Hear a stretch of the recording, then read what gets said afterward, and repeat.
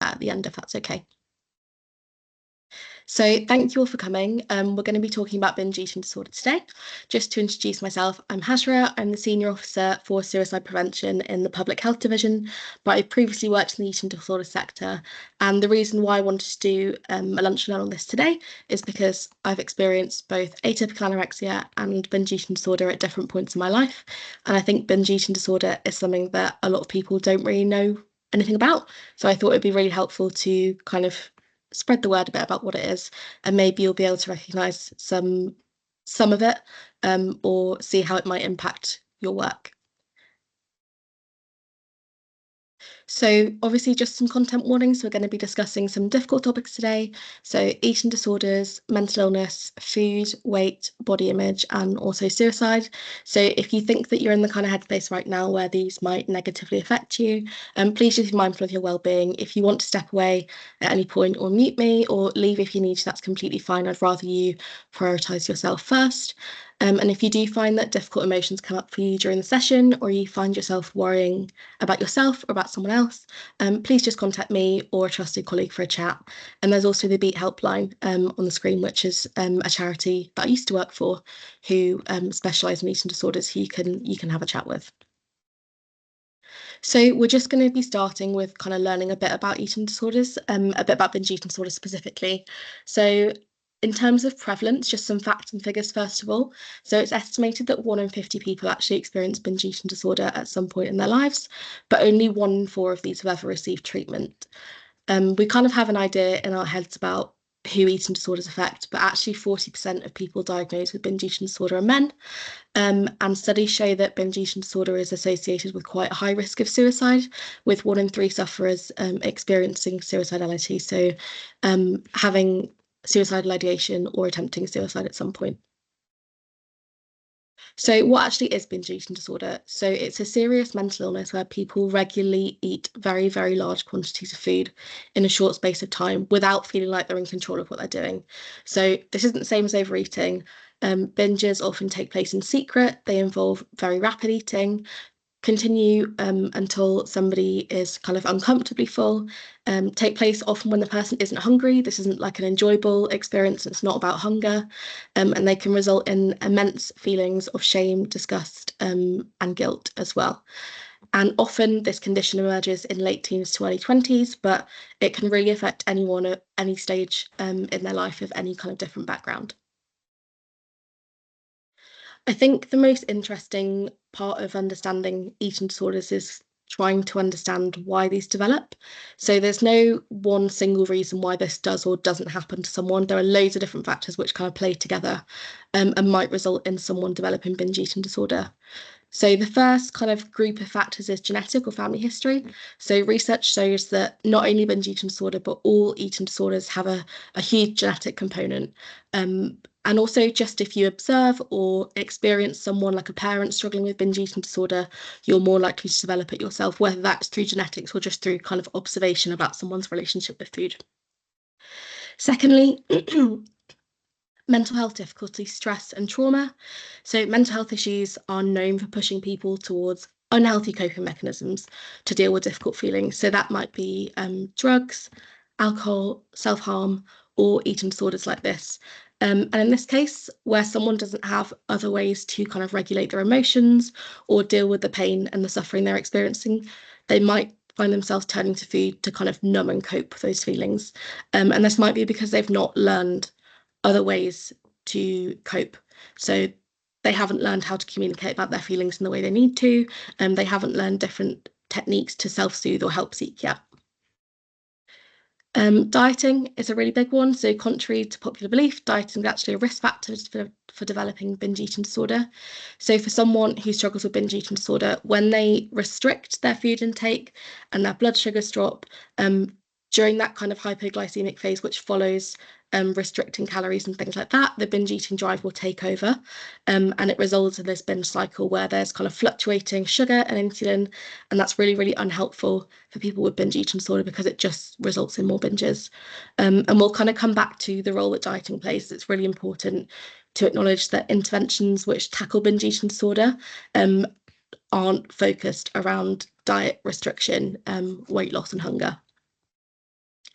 Physical health also can play a big role. So, for example, there's evidence that people with conditions like with hormonal changes like PCOS or diabetes are much more likely to have binge eating disorder. And there's also evidence to suggest that people with binge eating disorder experience increased dopamine sensitivity, which is why so many people with ADHD, for example, also struggle with binge eating disorder. Food insecurity can also become hardwired in us if we experience it, um, and result in a binge eating disorder later in life. So, for example, mums who diet during pregnancy are much more likely to birth a child later who struggles with binge eating disorder. Same as if your household maybe struggle with food insecurity in your early years, that's more likely to result in a binge eating disorder later in life. And researchers have also produced studies that demonstrate that people with binge eating disorder can have abnormal functioning in the parts of their brain that regulate hunger and fullness and also impulse control. The last one, potentially the most important one, in my opinion, is learned kind of unhealthy core beliefs about the self, about food, and about weight. So, a huge part of binge eating disorder is about how someone feels about themselves and their body. And you're much more likely to develop unhealthy eating behaviours that lead to binge eating disorder if you experience things like weight stigma and body dissatisfaction. So, for example, if you have an early childhood experience, um, critical comments about your weight, early encouragement to diet, we kind of see those issues develop later into unhealthy core beliefs about food and weight, which can really easily transition from kind of disordered eating into a full-blown eating disorder later. So in the eating disorders world, we kind of talk about cycles which perpetuate disorders. So, for example, if we start with someone who is feeling kind of extremely overwhelmed, in a state of extreme emotional overwhelm, maybe they've had a really difficult day at work, maybe they've had an argument with their partner, they binge as a result. They don't have another way to deal with that overwhelm, and it might, in the immediate term, reduce those feelings of overwhelm. But during or after the binge, they might start to experience feelings of guilt or shame or disgust. And then the person feels like they have to kind of restrict to regain control to be good and get back on track. And you then enter a state of like physical deprivation because you're probably hungry, and or psychological deprivation because, again, you've binged, you've brought yourself back down, but you still don't have those tools to be able to kind of emotionally regulate, while you try and keep up an impossible task of not eating bad foods and binging. And eventually, obviously, you experience such overwhelm physically and emotionally that the binge happens again, um, to try and make those feelings go away, and the cycle kind of continues. So, what does it feel like to have binge eating disorder? I'm going to briefly talk about what my journey was like, but this will look different for everyone. My journey was a long one. I kind of grew up with disordered eating. I was encouraged to diet quite early on in life, and I always had an awareness that I was maybe like a bit chubbier than my peers. And I'd always struggled with self-esteem and body image. So in terms of kind of initial warning signs, you might be able to look back on, um, I was quite uncomfortable eating around other people. I'd kind of wait for my parents to not be around before I'd eat, or I'd try and like sneak food out of the kitchen and take it upstairs. Um, in my teens, this kind of swung the other way, and after a difficult experience, this switched to intense restriction and exercise addiction, and significant weight loss, which is classified as anorexia. And then after a difficult period, binge eating disorder started. And I think it's really important to show that those two conditions can exist in the same person, at different times, because we often like to think of binge eating disorder as happening to people who are like naturally lazy or, unmotivated. And we like to think of anorexia or bulimia as something that happens to people who have a lot of control. But actually, this can happen to the same person at different times. And it's really about the same core issues of using food as a means of controlling, or dealing with emotions. So for me, it was kind of a constant feeling of being overwhelmed by a voice that was telling me to eat, but at the same time telling me that I was disgusting for having those feelings and worthless for kind of having that drive to eat. It would completely consume my entire day. So in the mornings on the way to work, I'd already be planning kind of how I was going to drive home and which shops I'd be going to buy binge foods on the way home. And for a lot of people, which was in my case, it was the same foods every time that kind of symbolized that comfort and safety for me. I'd go home, I'd shut the door, I'd get into bed, and I'd eat until I was kind of physically immobilized. And nothing about that process was enjoyable. I kind of ate till I felt sick, until my stomach hurt, until I couldn't really move. And I felt really disgusted and ashamed. And then that lasted years. And it lasted years because I kept it a secret, which is very, very common. I take all the wrappers in my room, out of my room. I wouldn't put them in the bin in the kitchen. I'd take them to the car with me and I'd throw them away somewhere else so my family wouldn't see. And just to try and kind of conceptualize this process, this isn't just wanting to kind of overeat in the same way that we all do, maybe around Christmas, around your birthday, and you'd have a bit more than you usually would. Um, some of this will be funny to you guys, and it's funny to me now as well, looking back, but it wasn't at the time. But it's okay if you do find it funny. But this drive is so severe about wanting to eat and wanting to consume kind of like large quantities of food at a time that it drove me to do some pretty weird stuff. So on one occasion, I literally ate the lunch that my mum had packed for herself. This was in like my late teens when I still lived at home. I literally ate my mum's lunch for the next day because I was so desperate for food and I couldn't find anything else. And I swore up and down that I hadn't eaten her lunch. At the time, it felt like the end of the world that someone would have found out that I'd done that. I think she just thought I was being strange or I'd been lazy and I hadn't been bothered to cook for myself. But even sometimes when I was kind of trying not to buy binge food, the urges would get so strong that I'd have to resort to like drastic action. For example, eating someone else's lunch or driving to a petrol station in the dark, trying to see where was still open so I could buy binge food. And sometimes if I was feeling kind of particularly disgusted about having binge eating disorder, I'd throw kind of all the bad food in the house in the bin, only to find myself so desperate later that I would admit on more than one occasion that I ate out of the bin. So there's that. Some of the thoughts I was having on a regular basis were, I've already ruined today, so I might as well just carry on, and I'll start being good on Monday. I'll never eat chocolate again, or I'll never have carbs again. I'm just gonna do this today to help me get through the day, and then we'll see what happens. And I really thought it was a willpower question, and I thought it was about greed, and I thought it was about food, and I had no idea that this was actually more about my mental health, a fear of food, and I didn't know that continually being in this cycle of trying to starve myself and diet was actually doing me so much harm when it came to binge eating. I did try to get help a couple of times, but there were a lot of barriers to that, mainly because a lot of professionals didn't know what binge eating disorder was. So their solution when I went and said like I'm out of control with food was to put me on a pathway into kind of like weight management and things like that. Um, I have sustained some recovery now, so I've had to work very hard to do that.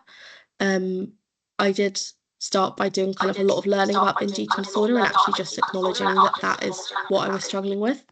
I've been working with a therapist for a long time, kind of processing my trauma, learning how to self-regulate my emotions and kind of reprogramming my thoughts about my body. And they've all really helped me, as well as medication, to get to a stage where I'm in recovery, and that recovery has been sustained for the longest period it's ever been. I still have wobbles, and it's absolutely not perfect, and I still have a very complicated relationship with my body and food, but I'm not consumed by binge eating anymore, which feels like a really positive space to be in. Okay, so next I thought I would kind of approach some of the myths that people have about binge eating disorder.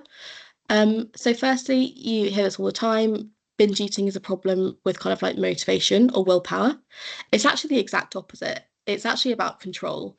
And that's the same core issues which anorexia and bulimia are about as well. Wanting to kind of gain control of food, striving for perfection in that control, and just completely losing control, and then having to use food to kind of fulfill those unmet needs. There's also some thought that binge eaters are always overweight or obese. This is often the case, but it isn't always. The way our metabolisms and genes work mean that the kind of consequences physically can really be different person to person. So if somebody naturally has like a faster metabolism or a genetic predisposition not to carry excess weight, then they might not experience that. And in those cases, it might be even harder to detect that someone is experiencing binge eating disorder. Binge eaters are greedy and just love food. In most cases, again, it's the opposite. It's this fear of food, just like people with anorexia and bulimia have. And it's the same labeling of foods as like good or bad. And the binge eating process itself is not an enjoyable experience. I know for me, it was often so rapid that you're not even chewing or like tasting the food you're experiencing. So it's definitely not something that happens because people love food or just want to overeat. Number four, so sticking to a diet will cure binge eating disorder. So regular diets actually do much more harm than good to people with binge eating disorder. So people with binge eating disorder really need specialized treatment, which isn't about restriction and weight loss. And we'll speak a bit more about that later. Binge eating disorder is less serious than other eating disorders. So anorexia and bulimia absolutely are incredibly dangerous conditions, and they can have more immediate, short-term and acute impacts on your health. So they do need kind of quite urgent medical attention. It can take longer, but binge eating disorder does still have some really serious consequences. It can just take longer for those to become apparent, and we'll touch on those shortly. And lastly, binge eating is the same as overeating. Not true. We all overeat sometimes, but binge eating is chronic, it's regular, it's extreme, it's cyclical, and it's categorized by like an out of control overconsumption, which is very different. So, what are the signs that you might be able to recognize that you or someone else might be struggling with binge eating disorder? I'll just kind of go through these, not in too much detail, but buying and hoarding lots of food. This might be the same food that someone buys every time, or it might be different. Organizing your life around your binges, avoiding eating around other people, and just showing just generally that there's kind of shame and secrecy attached to food. Social withdrawal and isolation, irritability and mood swings, low self-esteem, preoccupation with food, that might not look like what you think it does. So that might actually look like someone who actually is always trying to diet and always trying to kind of get back on track with their food. Compromise of education and employment, and other extreme behaviours like stealing, overspending, or sabotaging binges. So we kind of briefly touched on the long-term implications, and they can be incredibly serious and kind of wide-ranging. Just to kind of name a few: high blood pressure and cholesterol, leading to heart disease, type 2 diabetes, difficulty conceiving, joint and back pain, esophageal and stomach damage, arthritis, gallbladder disease, sleep apnea, obesity, dental problems, and obviously mental health problems like depression and anxiety. The good news is that recovery is possible. So, what does that look like? I think it's really important to first talk about the barriers that are in place to recovery. So, I think maybe the biggest one is that people aren't actually aware that their binge eating is an eating disorder. It's not a personal problem, it's not a willpower problem, and it's not something that is their fault. It is a condition, a mental health condition, just like any other mental health condition that needs attention. Embarrassment, shame, and secrecy. So eating disorders always breed in secrecy, and to kind of keep that fulfilled, to keep the eating disorder behaviour fulfilled, they need to stay a secret. So people often really hide the signs that they're struggling, which means that it might not be detected by anyone else, and they might not come forward about it themselves. There's often a lack of like clinical capacity to treat the condition in eating disorder services. We have really high prevalences of anorexia and bulimia in the UK, particularly kind of after COVID, and they can have more immediate risks. So services do prioritise these and often won't actually even offer treatment for binge eating disorder. Healthcare professionals maybe not recognising the condition and not facilitating the right care. And lastly, people not feeling that recovery is actually possible for them. Many of the people that I've worked with over the years have lived with this condition their entire lives. They might be already retired and they just cannot conceptualize that they could ever recover from binge eating disorder. And it can feel like an addiction, and it's difficult to ever envision separating yourself from the source of the thing that you feel addicted to when going kind of cold turkey on food is never an option. You'll always have to have food. So the idea of being able to change that relationship to a healthy one feels very out of reach. So in terms of the principles of treatment, they're addressing unhealthy attitudes towards food and body image, finding new ways to meet previously unmet physical and psychological needs, developing a routine of regular food intake without restriction.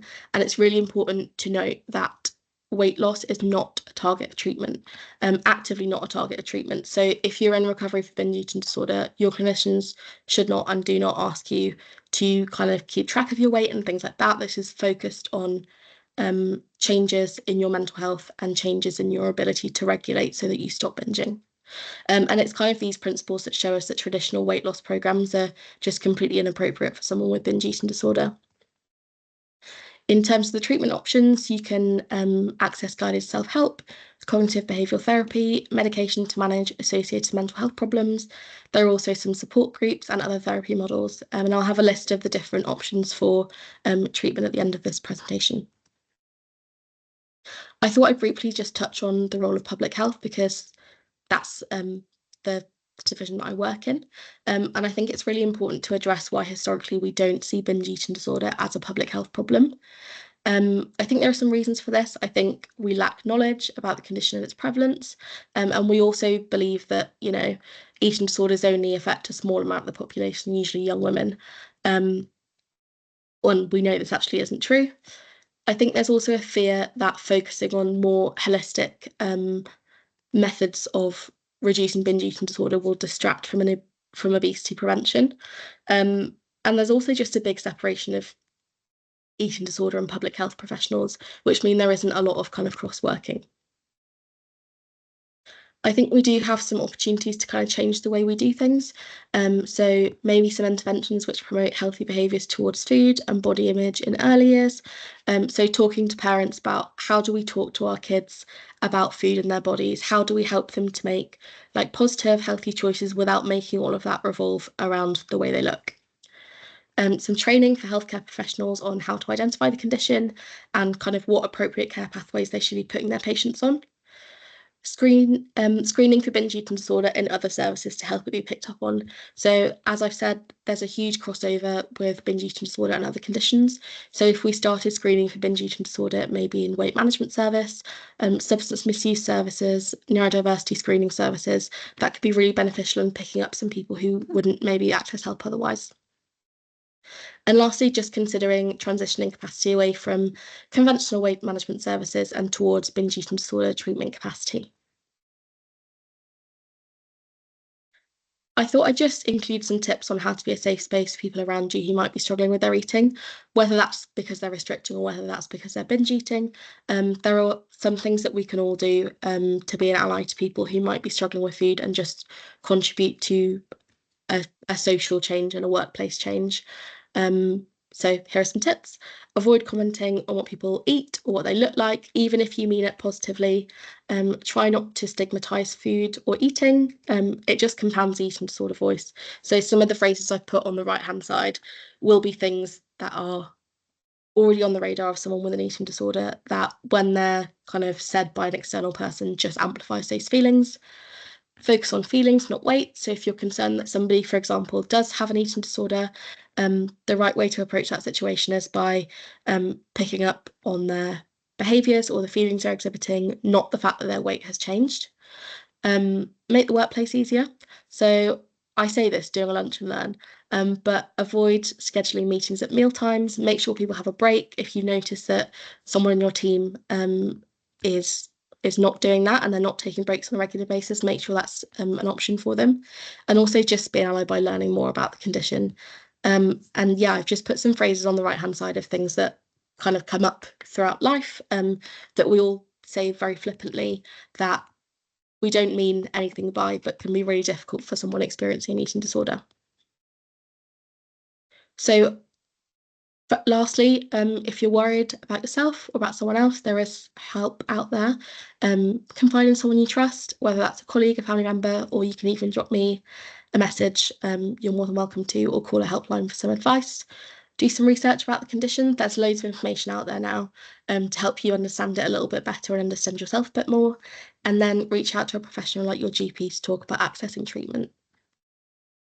I've just put some resources at the end if you'd like to learn a bit more about the condition, look for some support, or you'd like to kind of read up more in general about kind of different principles surrounding obesity and binge eating, then they're there. I'll just stop the recording now and ask if anyone has any questions.